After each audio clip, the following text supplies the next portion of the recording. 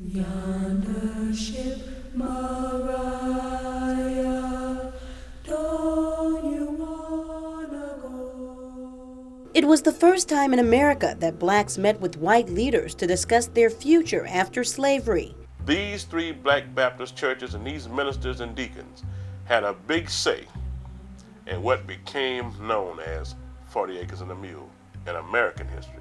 Not Savannah's history, not African American history, not Southern history, American history. They gathered January 12, 1865 at what is now known as the Green Meldrum House in downtown Savannah, General Sherman's headquarters during the siege of the city. At a long oval table, there is General Sherman, William T. Sherman. And right next to him is Secretary of War Edwin Stanton. And next to him is Ulysses Houston, the pastor of Third African Baptist Church, which is now the First Bryan Baptist Church.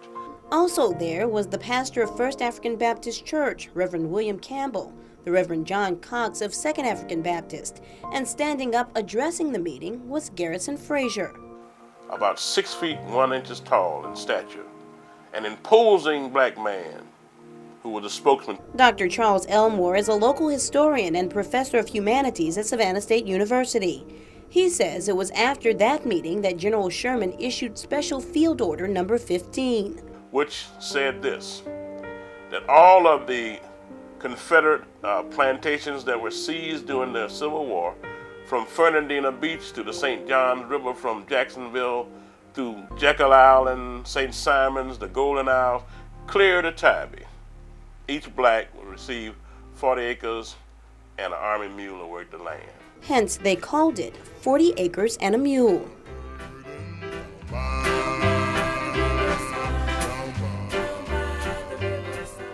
Sherman is said to have made that announcement to the masses here on the steps of Savannah's Second African Baptist Church. Across the way in Green Square, more than 1,500 blacks gathered to listen in.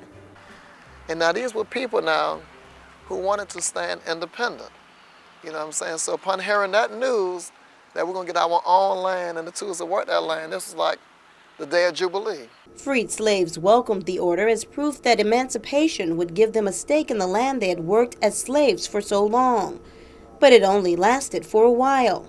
And after that meeting, it is true that the Reverend Ulysses L. Houston, the 9th pastor of what is now First Bryan Baptist Church, led 1,000 blacks to Skidaway Island, where the landings is now located.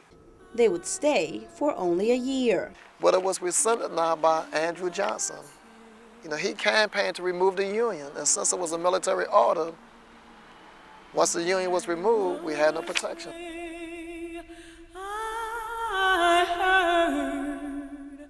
To this day, there's still talk about black reparations in America, but often there's little said about where it began.